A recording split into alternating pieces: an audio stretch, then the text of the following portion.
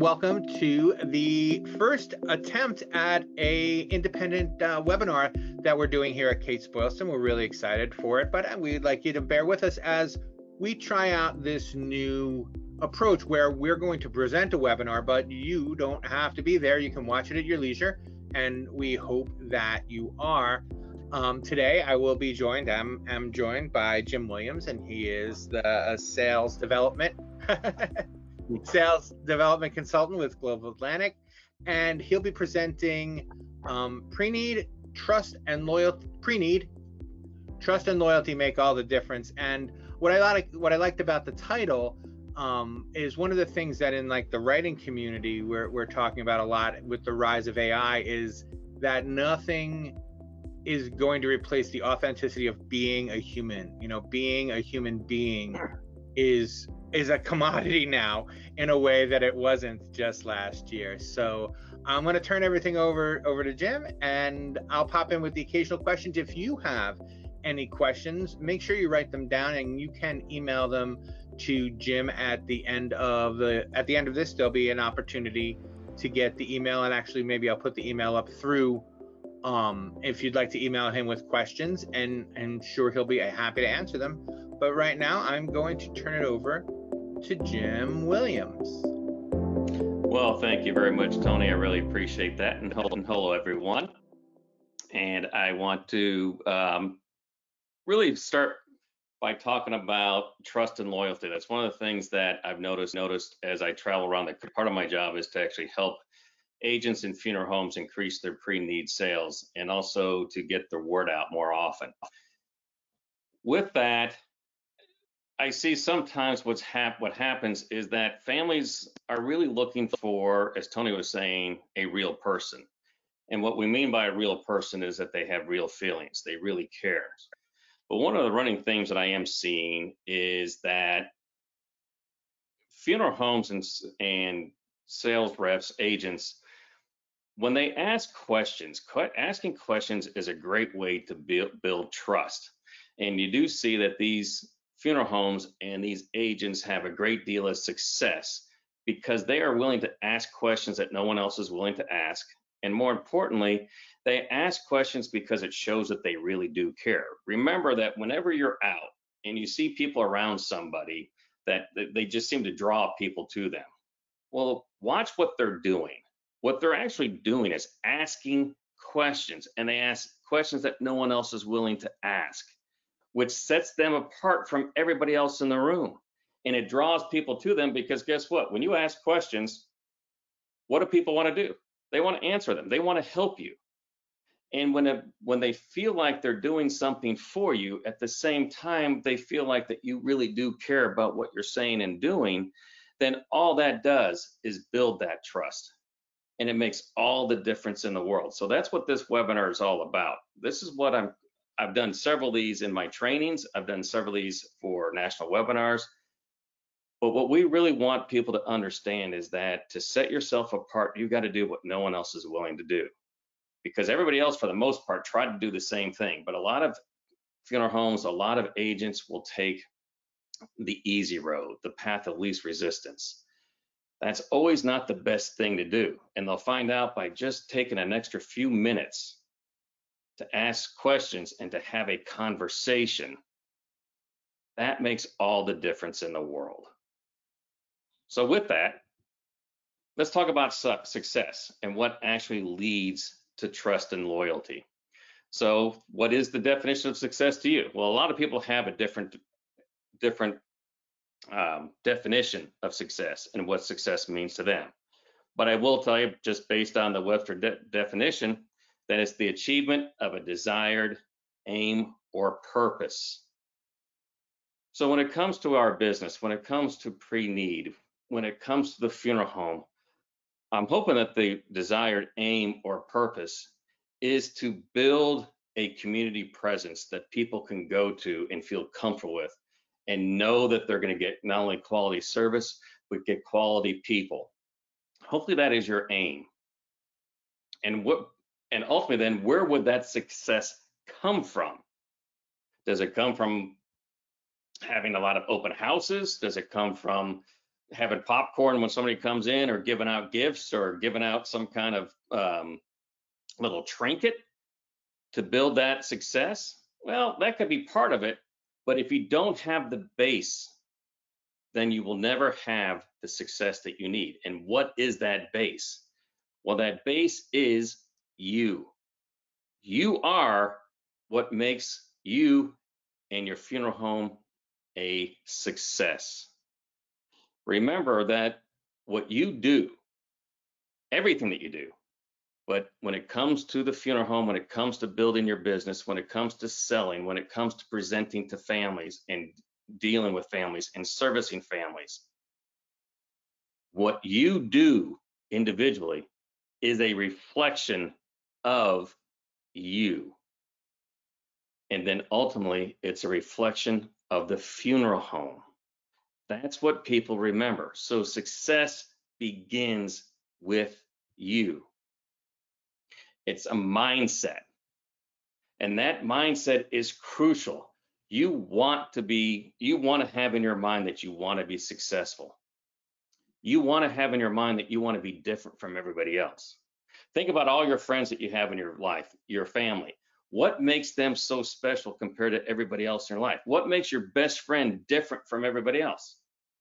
Well, the reason why they're different is because you know you can trust them. They will say things to you that no one else is willing to say. You can count on the fact that they will be honest with you. They'll be open with you.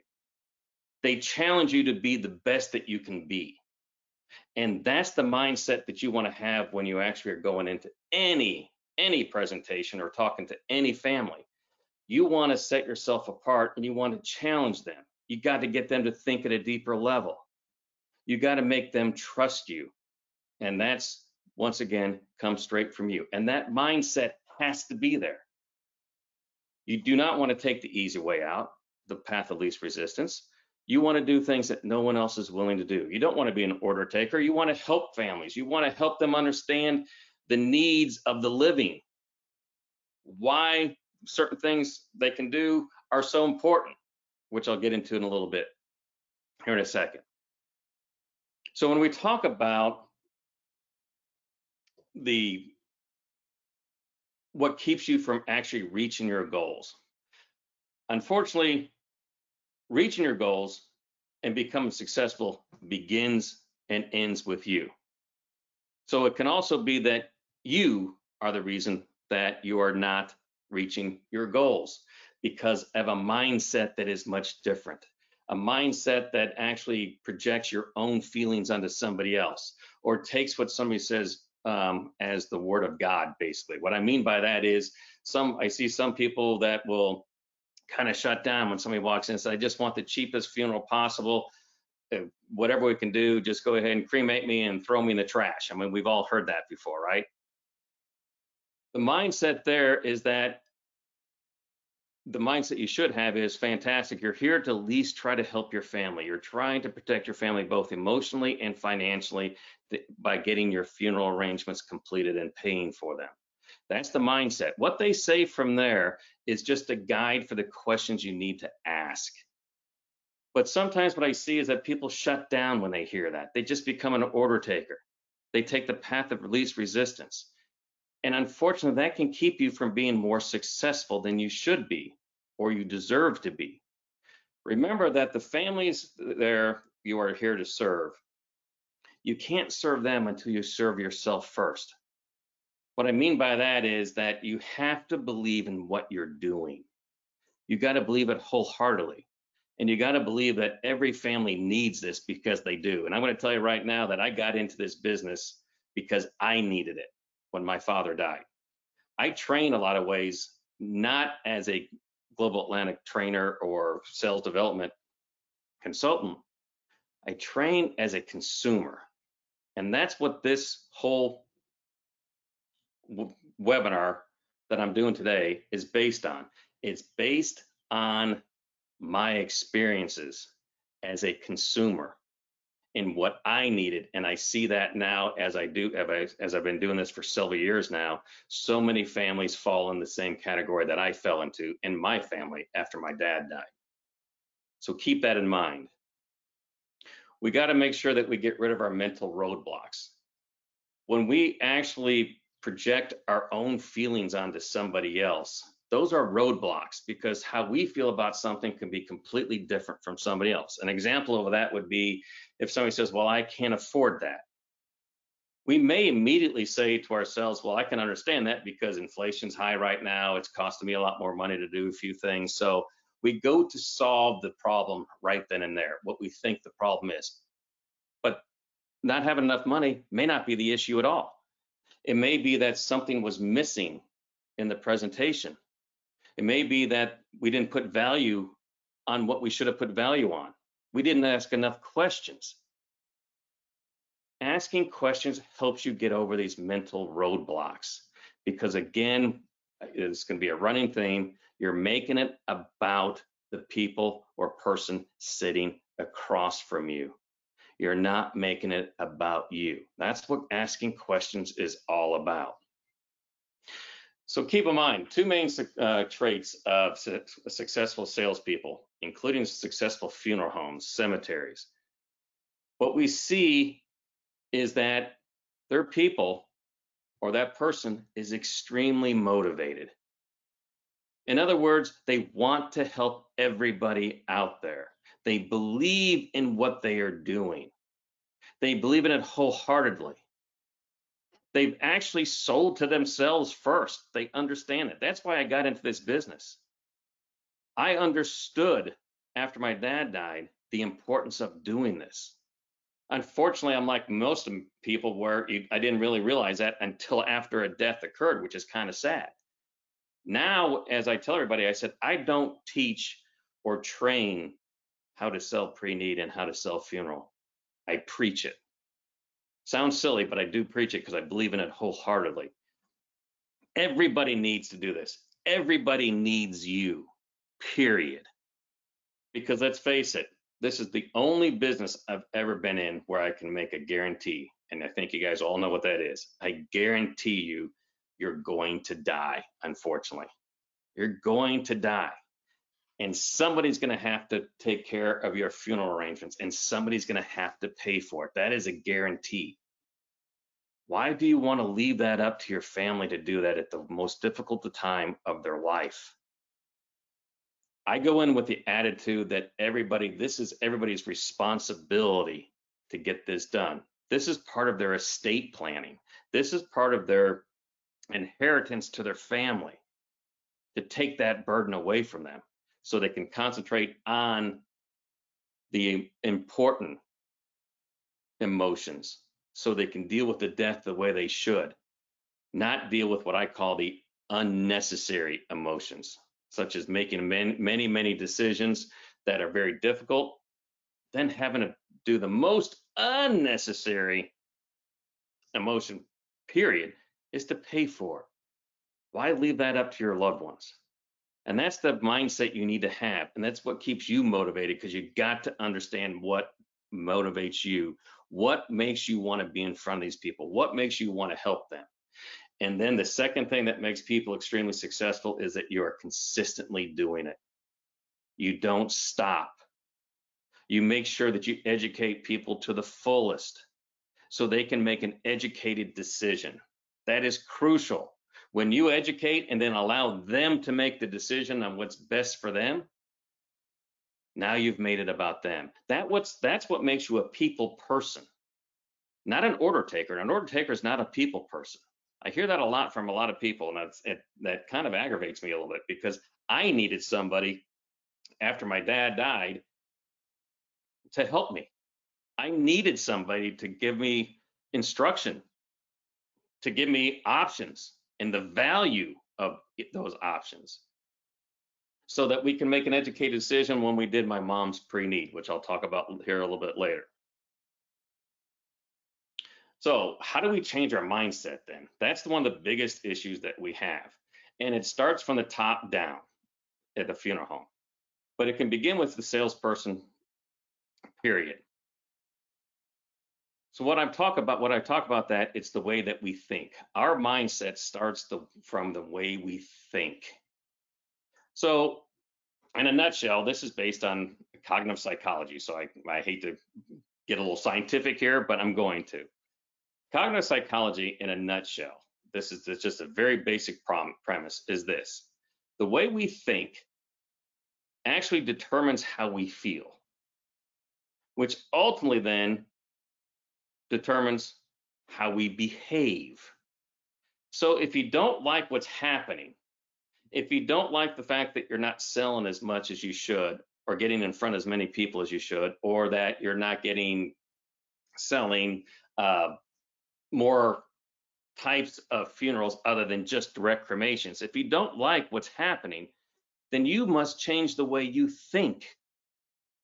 Because when you change the way you think, you're going to change the way you feel about all that, which is now going to change the way you behave. You're going to start to sell differently. You may have a higher motivation to want to educate, to ask more questions. That's what this is all about. And the way you change your thinking, when you change your thinking, actually changes your attitude. It helps you to understand why you're doing what you're doing. One of the things that I've seen with a lot of salespeople, and especially sales training, is that we have to find the buying triggers. You probably heard that before. What makes somebody buy? What makes somebody come to you? We got to figure that out. We got to find out what the buying trigger is. Unfortunately, in my opinion, that's not where it begins. It actually begins with you and your mindset. What is your motivation triggers? What makes you want to do this for a living? What are those triggers? What makes you get up in the morning and want to sit in front of families, or try to get in front of families to set those appointments? What's driving you?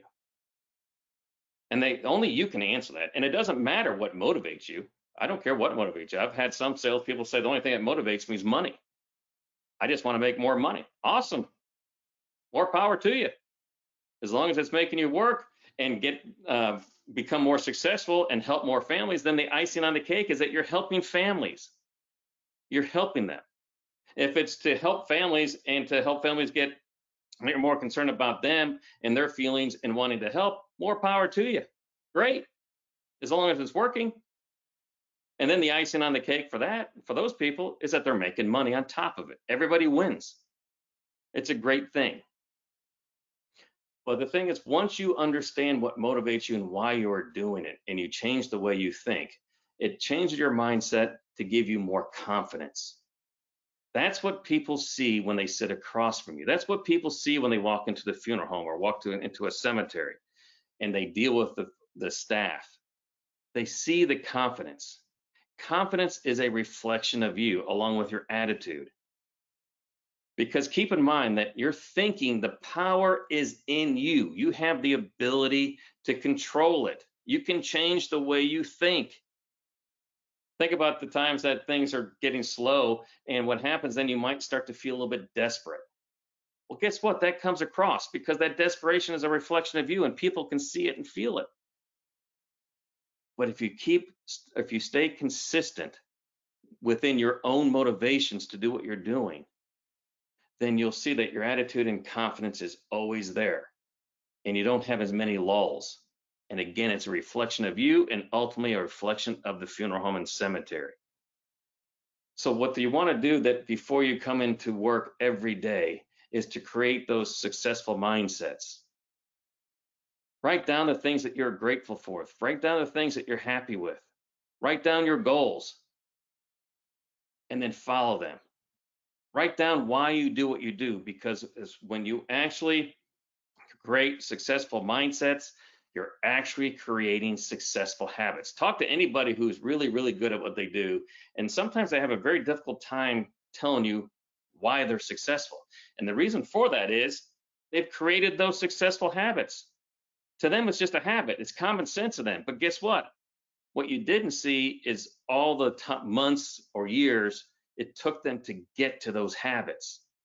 They had to constantly change the way they were thinking and focus on what motivated them. And when it motivates them, then it motivates them to do the small things, the little things that everybody hates. Picking up the phone, setting appointments, calling prospects, asking for referrals. But then when they sit in front of a family that family then trusts them and is loyal to them. Because what that ends up doing is, because they're not making it about themselves, they're the ones who ask those important questions. And that is what families spread to the community. That's what they spread to family and friends. That's how you get referrals. So let's talk about this then. Let's change your thinking right now. Question I have is, what is the number one reason why people actually buy? Well, there's really thousands of reasons why people buy. But when you really listen to what all those reasons are, it boils down to one main area. Is that they've had a change in their life that now necessitates your product. For example, right now, if my pen runs out of ink, I've had a change in my life. I've got to go buy another pen. It necessitates me going to a company that sells pens, or going to a store that sells pens. Now it necessitates your product. My car breaks down. I either have to go to a mechanic or buy a new car, because it's a change in my life that says I've got to do something. I now need to buy your product, either through a mechanic or through a car dealership. But what business is there that we can say that everybody on this planet, everyone is a potential customer, because everybody's experienced death in their life? Everybody knows what's going on there. They've experienced a change in their life. And that change now makes it important for them to know that it necessitates your product. When they die, they go to a funeral home and cemetery. What better, I hate to say it this way, it sounds kind of silly, but we're in a business where everybody on this planet is a potential customer. And no other business can say that. There is none. They need you.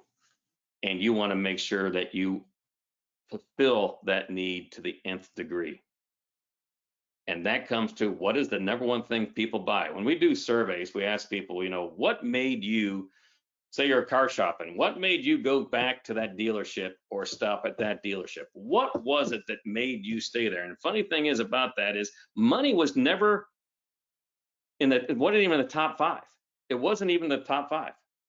Getting a better deal was not in the top five at all. That's one of the things people think, well, I got a better deal. That's not the reason why. We see the vast majority of people who say that they actually bought, when they're shopping around, from a particular place or a particular person, was, once again, you, the salesperson, the owners, the way you treated them. That is the number one thing that people buy. Because let's face it, in the funeral business, that we're pretty much all selling the same thing. There's not a lot of differences between one funeral home and the other, or one cemetery and the other. Yeah, there are differences in prices to some degree. But the bottom line is, what is going to keep you from having somebody shop around? What's going to help keep your family from shopping around? What's going to make them stay and work with you? Once again, if you heard me say it, I use the word you many times. It is you. It's the salesperson. What are you doing to be different from everybody else to make them want to work with you? We talk a lot about customer experience. And I see a lot of places, when they talk about customer experience, they want to make a big deal out of things. They'll give away gifts. They'll have like food trucks out there. They'll be doing all this wonderful things. This just happened to me not too long ago, when I actually went to a car dealership, and I'm just using them as an example. But they had all these lavish things to make it fun. They gave out toys and prizes to make it fun for the kids. They just had a lot of things going. It was a community outreach, which was very nice.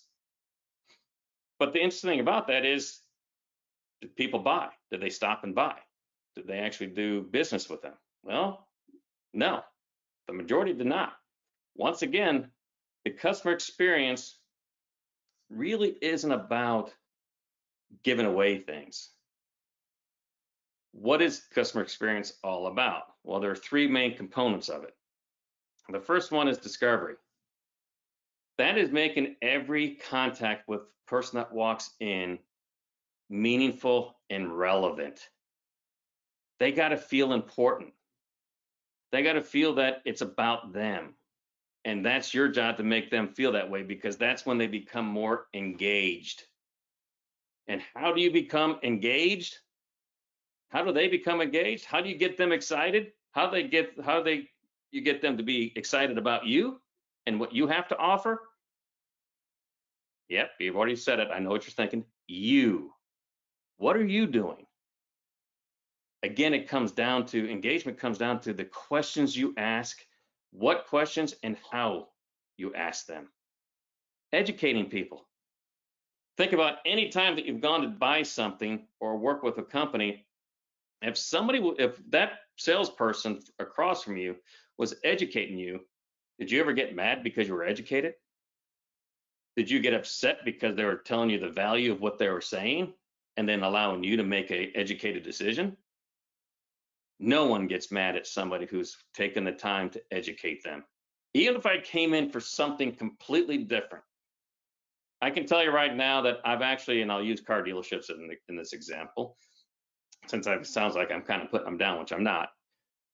But I went out car shopping and I told my wife, I said, I'm not going to buy a car, period. I just want to go get some ideas. By the time we hit the third dealership, I walked out with a brand new car. My wife was laughing. The reason why I walked out with that car is because of the salesperson I was working with. He made it about me. He asked questions that no one else was willing to ask. As a matter of fact, some of the questions he asked, I looked at him, I said, hey, that's a good question. I never thought about that. And then he would educate me on some of the benefits of the vehicle. Did I buy the vehicle that he was actually pointing out? No. But I did buy the middle of the road vehicle, and I walked out with the car, which that didn't happen with anybody else. No one else, because he got me engaged. And the thing is, you could tell that he's done this numerous times. He was very consistent. He was a good guy, and I trusted him. That's all that mattered to me. I trusted the guy, and that's what made me stop. That's what made me come back or buy from him.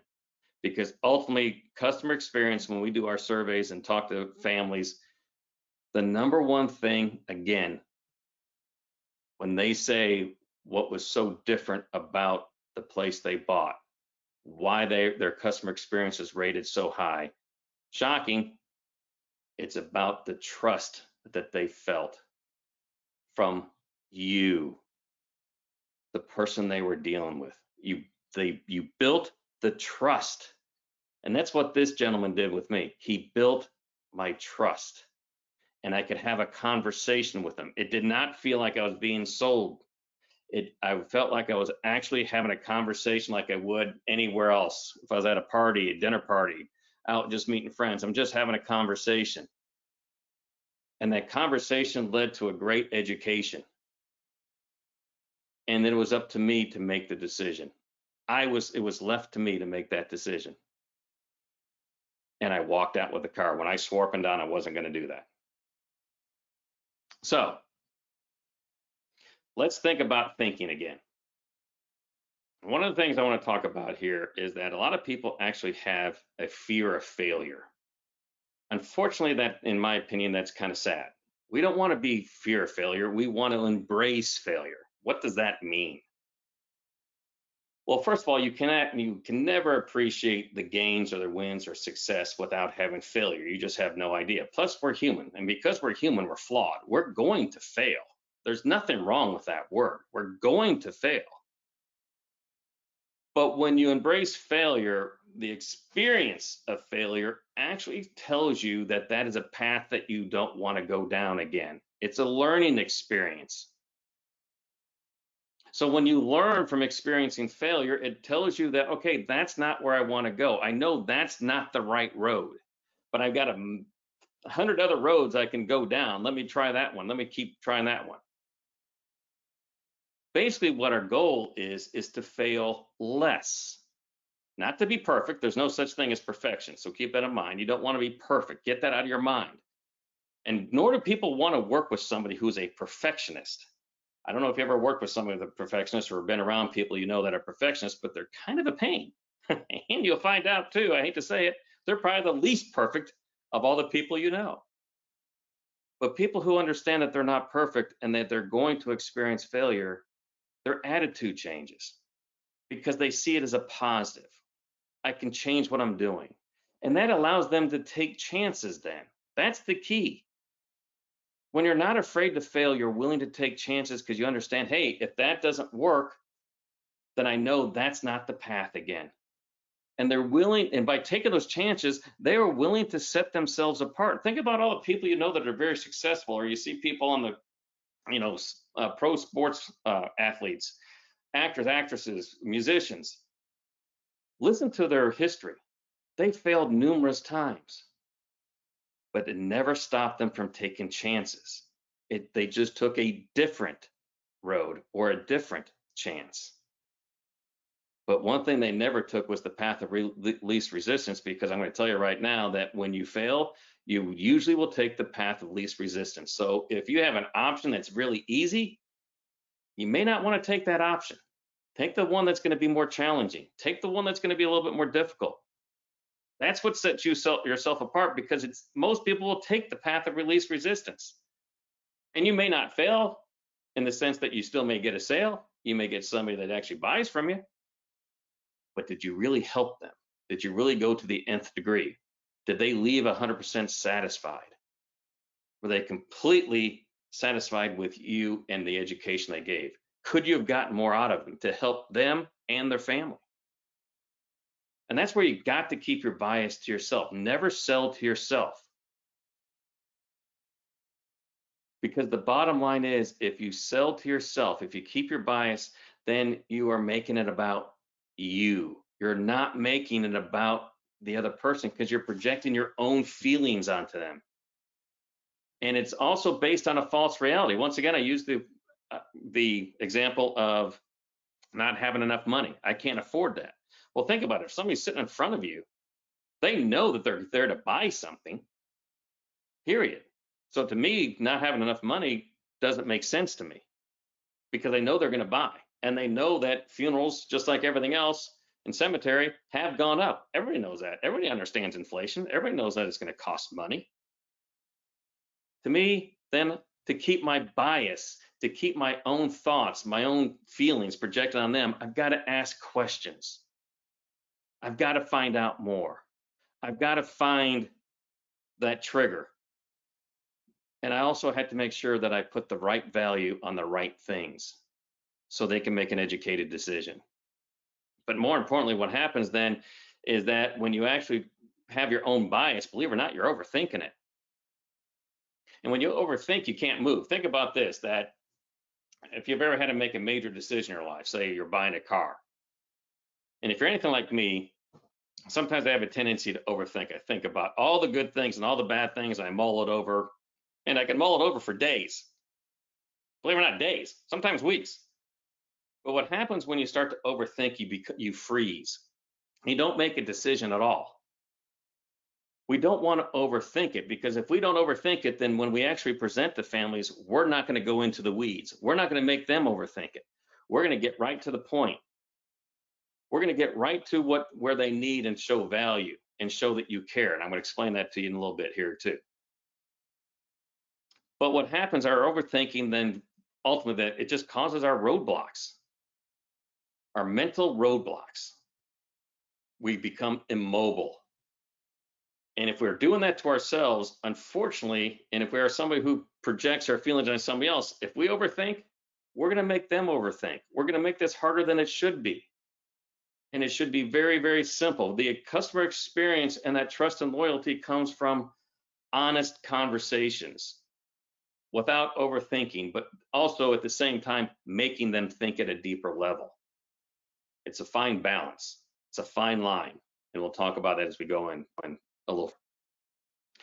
So one of the things I always tell everybody here is, when I look at people who are very successful, and more importantly, people who actually have a high degree of self-satisfaction, of life satisfaction, have high amounts of gratitude, One of the things that I noticed they'll say, and you've heard this saying before, it's not the things that we did that we end up regretting the most, but rather it's the things that we didn't do and the chances we didn't take we regret the most. And I can tell you right now in my life, the things I think about the most that I regret are the chances I did not take. Maybe a job I did not take, a promotion I didn't take, a girl I didn't ask out, whatever it is. We regret the chances we didn't take. So the thing is I tell everybody to rethink what we're talking about here and to rethink your whole business and who you are and what you are. Take those chances. Be different from everybody else. Because then you'll find out that you may be most satisfied with yourself. And in the long run, you have less regrets because you did what no one else can do. More importantly, you did what you thought you couldn't do. That's the key. It builds your confidence. So why do we ask all these questions then? Why is this so important? How does this set you apart? How does this make you different? How does this keep you from regretting? Well, first of all, when you ask questions, it creates conversations. That's the big thing. I want people to talk. I want them to do most of the talking. Because again, if they're doing most of the talking, then they're satisfying my need to learn from them, to learn more about them. But what it's also doing is it's showing that they are interested. They're engaged. And when they're interested and engaged, now it's about them because they came to me or I came to them. Because when I sold, I went to a lot of people. I didn't wait for them to come to me. I went to them. And that's key there too, because I believed in what I was doing, just like I believe in what I'm doing here. I go to them. I found them. And by asking questions, I created those conversations. I created an interest. And that interest then and those conversations, you start to see the connections that you have with people. Now all of a sudden they're not buyers, but they're a true family. They become a friend. That's the trust and loyalty that we're talking about. And it helps you to understand them more on their true wants and needs. You get to hear what they really do need and want. But it also allows you, though, to express or to educate people on what you know that a lot of the living will need. Because let's face it, when we talk about funerals and that people are talking about what they want, we know as professionals that the funeral really is not for the living. The cemetery is not for the living, or excuse me, not for the dead. Funerals and cemeteries are not for the dead. They're for the living. And we got to educate families on the needs of the living because we see it so often and we can't be afraid to talk about it. We can't be afraid to bring it up. We can't be afraid to educate them. And it starts with asking questions again that no one else can do. And that's what demonstrates your expertise because you see it so often. And again, this is a reflection of you because you're really there to help them. If you're really there to help them, you're going to go to the nth degree.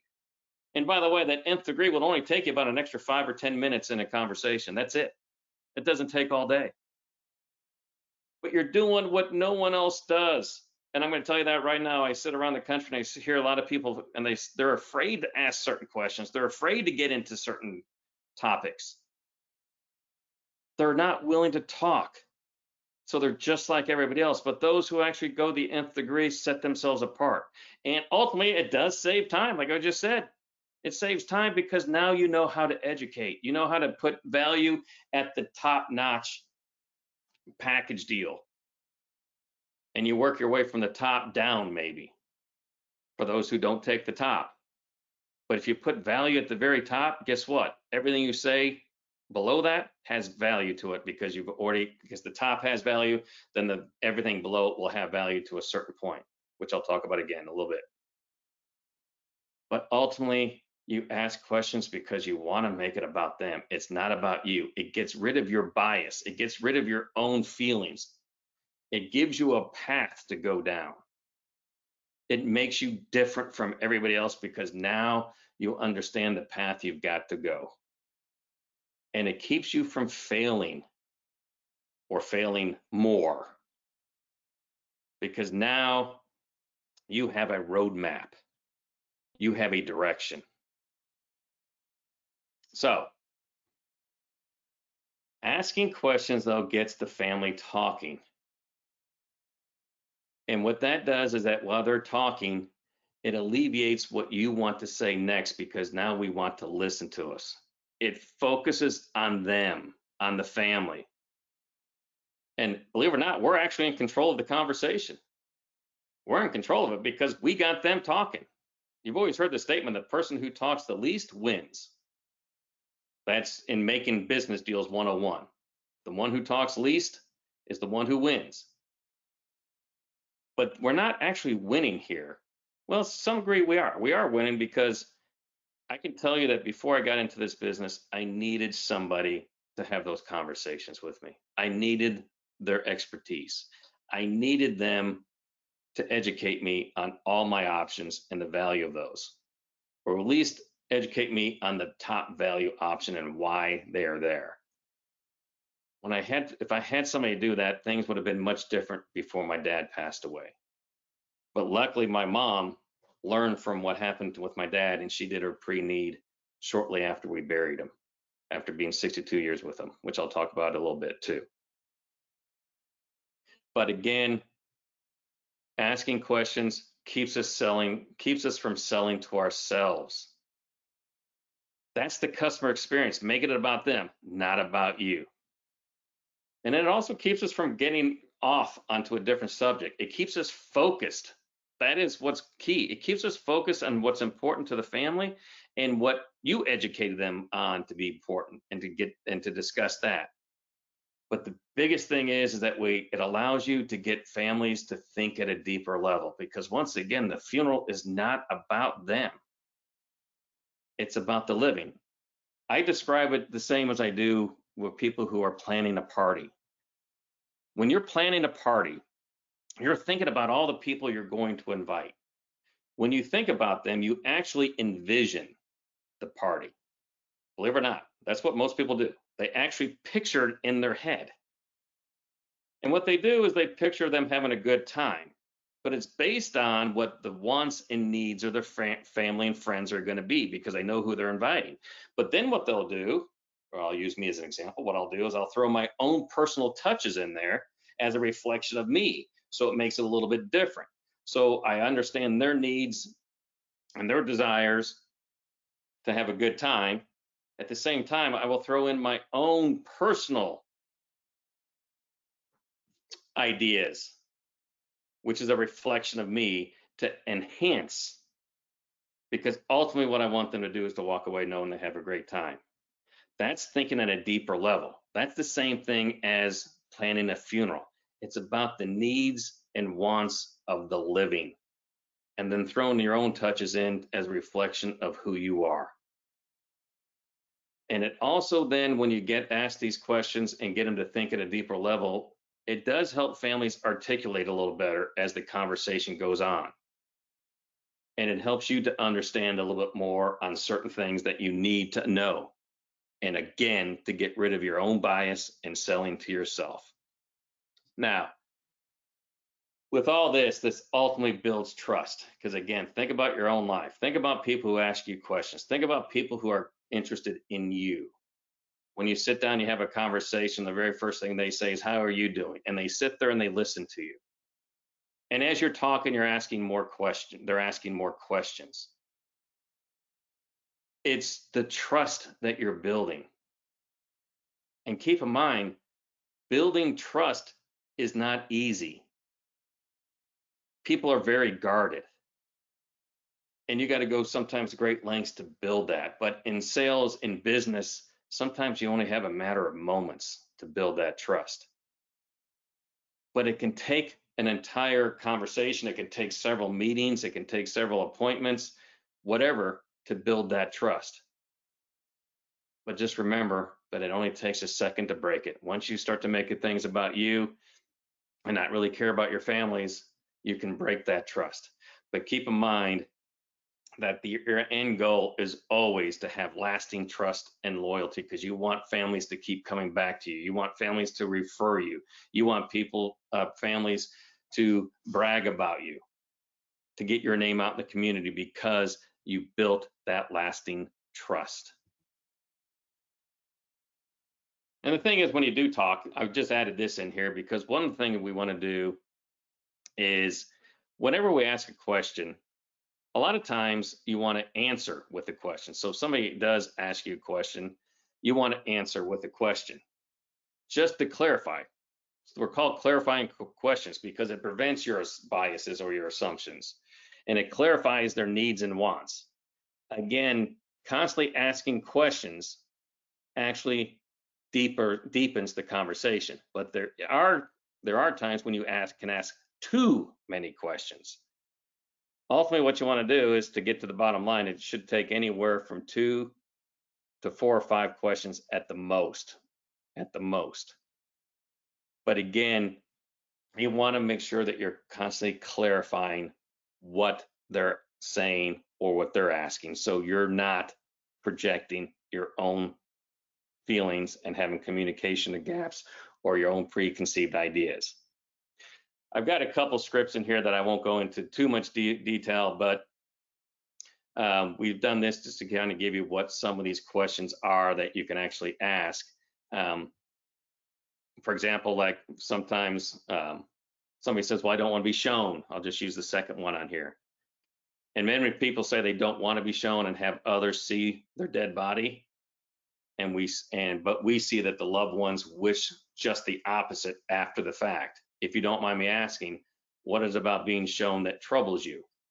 As you can see there, I'm acknowledging what they're saying. I'm not putting it down, but then I'm using my professionalism to state that there are a lot of people who come back and say, I wish I did see a body. One of the things that I actually love to say to a family when they first come in is, what do you envision? I'm not going to read all these to you because you can read these on your own because you'll actually be able to see these.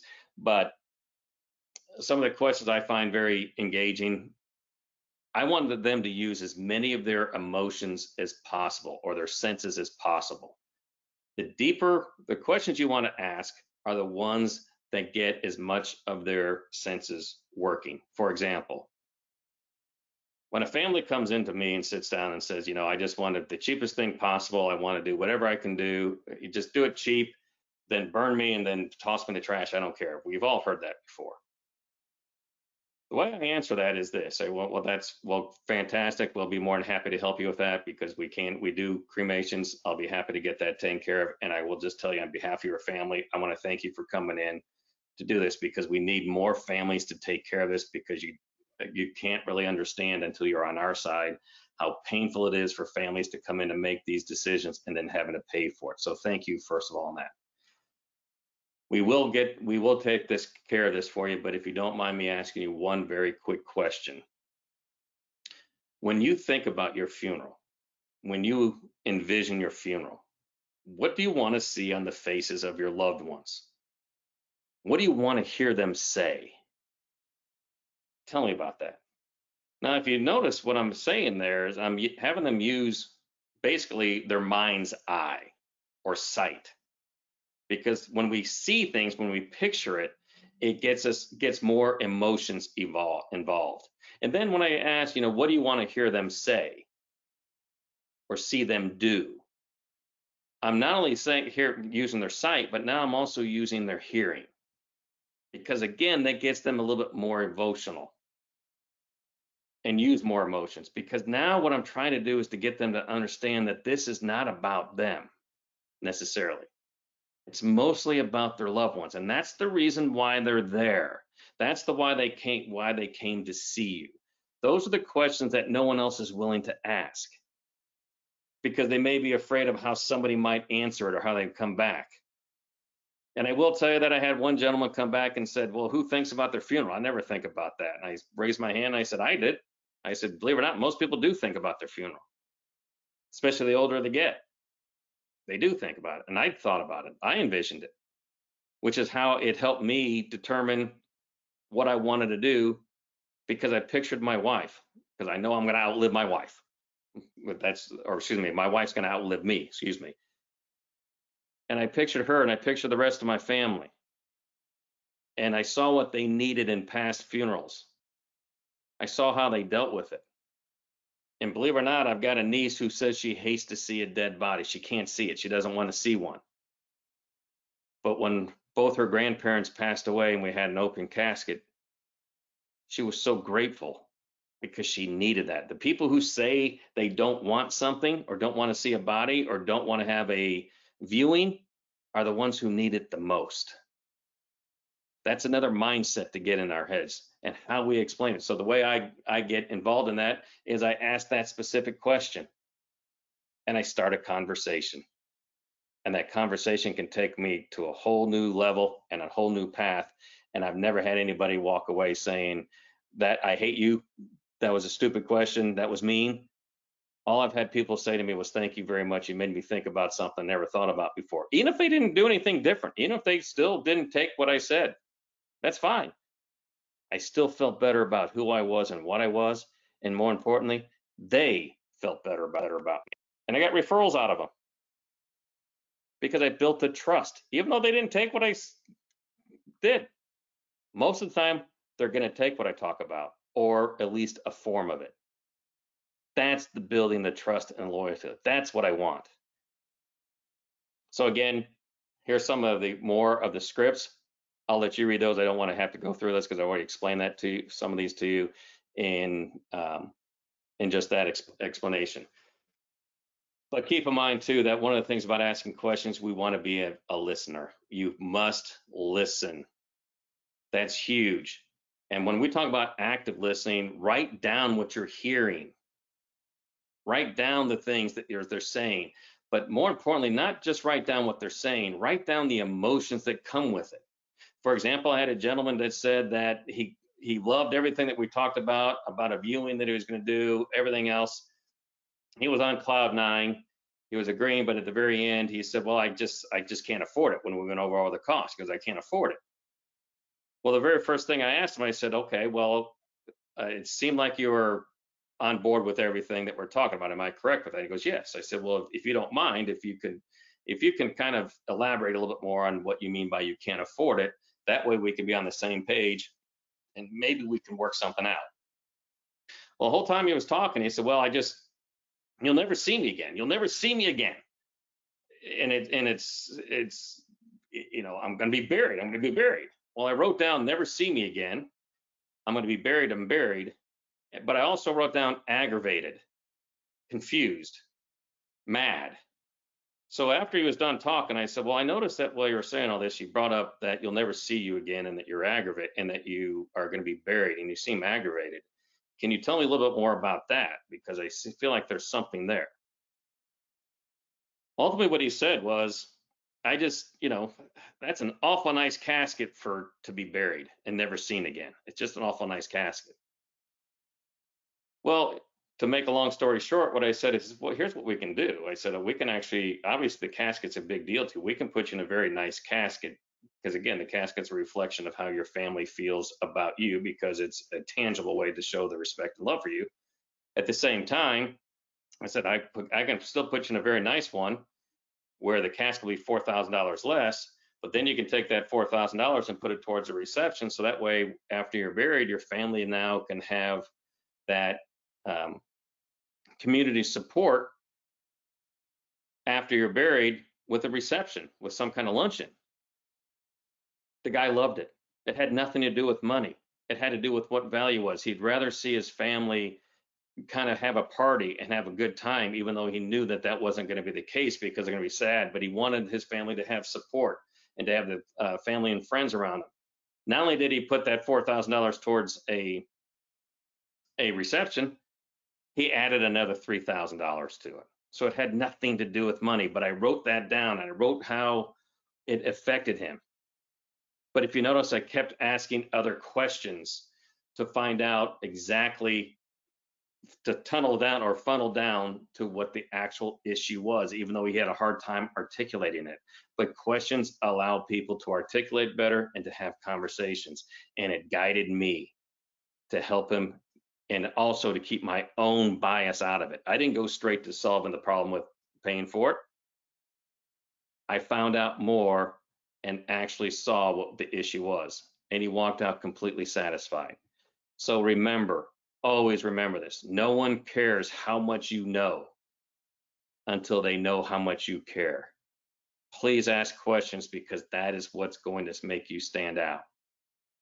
And by asking questions, this also can help you understand how you can get more involved in the community, because asking questions actually do see it gets out there. People will start to have great reviews, and that helps on social media, Facebook, Twitter. And then their name gets out, and when you have group presentations, lunch and learn, seminars, anything else, open houses, guess what? People are more apt to actually go to them because they know who you are. Your name's out there. You're a place they can trust. If you have family days, this is where they're coming from. They want to come to see you.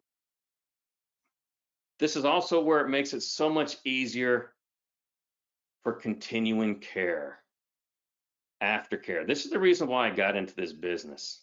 Got into this business because when my dad passed away, I was actually a financial advisor, basically. I was a licensed stockbroker, and I specialized in families' retirement and estate planning.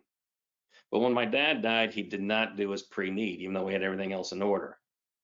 And I found out the hard way how difficult that was. And not just me, but my mom and the rest of my family. My dad always had a statement that he said too. He said, a smart person learns from their mistakes, but a genius learns from somebody else's. My mom actually did her pre-need 4 days after we buried my dad, and she was with my dad for 62 years. Married for 60 of those 62 years. And when she told me when she did her pre-need after just a few days afterwards, she said it was cathartic. It helped her get through that time a little bit easier. And she did it at a time when life was getting back to normal for everybody else, but it wasn't for her because everybody else was going back to work. Everybody else was going back to families, going back out of state, wherever they were. But for my mom, she was retired and life wasn't normal for her. But this helped her because it helped ease some of the pain, because she felt like she was doing something worthwhile, because she saw what happened to her 6 kids, her grandkids, when my dad died, and she did not want to put them through that, and she paid for it. But what is so amazing about that is that it took one person to ask a question. The one person that asked a question, that actually works for Global Atlantic, said, Mrs. Williams, you do know you can pre-plan and prepay for your funeral, right? You can do this so your kids don't have to go through what you just went through. And that lit up my mom's life. She was on cloud 9 because of one question, the question that somebody was not willing to ask. Question that somebody was not willing to ask because they're afraid to prey on somebody's emotions. Because of that, when my mom died a couple years ago, it was completely different than when my dad died. My mom gave us more what we deserved, and we gave what more to what my mom deserved. It gave us more time to focus on the emotions that we needed to focus on, and not the unnecessary ones. My dad's funeral was great. It was awesome. But we spent so much time planning and paying for it and getting everything together. It was actually somewhat nightmarish until the actual funeral. This is something that is one of the biggest outreaches that you can do for families. When a funeral home educates you on continuing care and helps families afterwards, that is a reflection of you and your funeral home.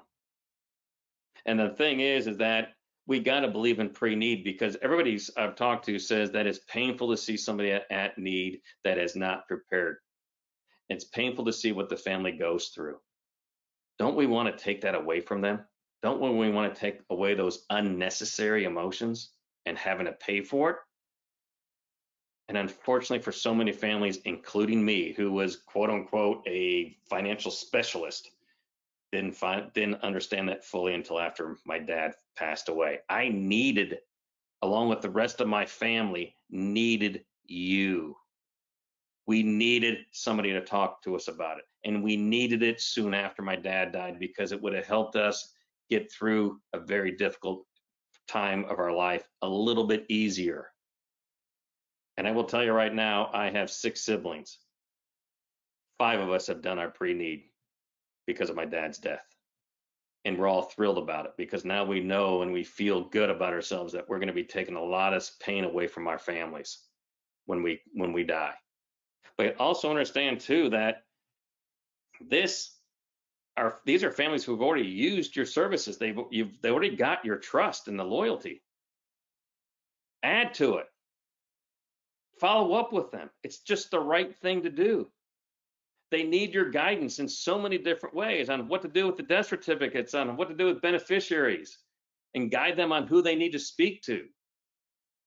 Guide them on if they need any kind of grief support. That shows value not only in you, but your funeral home. Because unfortunately, a lot of funeral homes are more of an afterthought, not a continuing care. And families don't forget that because you did not forget them in their biggest time of need. And it worked for me, and it even got me into this line of work because of one question that was asked that no one else was willing to ask or say. Because they said, you were hurting. We didn't want to prey on your emotions. We didn't want to make you feel worse. We didn't want to bring something up that sounded like we're trying to sell to you. One person had the guts to be different. One person, and it changed our lives. And it changed how we did funerals and the way I thought about funerals. And it made my mom's death, which was extremely difficult, a little bit easier to get through because I can focus on her. When my dad should have gotten the same focus in the same amount of time, which he did, but there's so many things that we were confused about, that we weren't sure about, and then having to come up with the money. That is a mindset that needs to be changed. We need to help these families. We need to ask those questions and then to help guide and educate. And that's all that the guy did to me. He just asked a question to my mom, and then educated us on it and allowed us to make the decision. And guess what? The very next day, my mom did her pre-need. And thank God she did it. And guess what? My mom said that to so many of her friends. Her kids learned from it. And I can tell you right now, just by doing my mom's aftercare, or continuing care is what I like to call it, I can tell you right now that I counted 18 people, just from her alone, 18 people within 2 weeks all did their pre-need. That's how big this is, because that trust and loyalty, only people who are willing to go that extra mile, and only one person did it. One. And he's the reason why I'm here today. He's also the reason why I preach this. So please, please do not be afraid to ask questions and to let them and to educate families.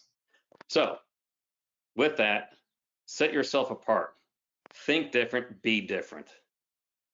Because I'm going to tell you right now that I remember all the people in my life that did exactly that.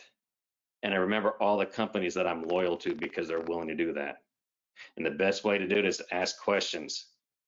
And it will create your best presentation, because again, it's about the family, not yourself, which is ultimately though, a reflection of who you are and what you are. And please never forget what motivates you to do this. Never forget why you're doing it, because everybody needs your assistance. Everybody needs your help. Everybody needs your guidance. Everybody needs that conversation. Because again, it is a reflection of you. What do you want to be? Do you want to be just like everybody else? Or do you want to be different? Do you want to set yourself apart? Thank you very much. And any questions, I'll be happy to answer them. That was absolutely fantastic. And thank you so much for joining us. I'm going to pop on the screen here so that I can be seen. And that will do it for this week. If you have any questions, you'll see that we have the email address for you up on the screen there, and also that we have a link at the bottom where you can click to this and other webinars that we've had in the past. Again, Mr. Williams, thank you so much for joining us, and thanks so much for that presentation.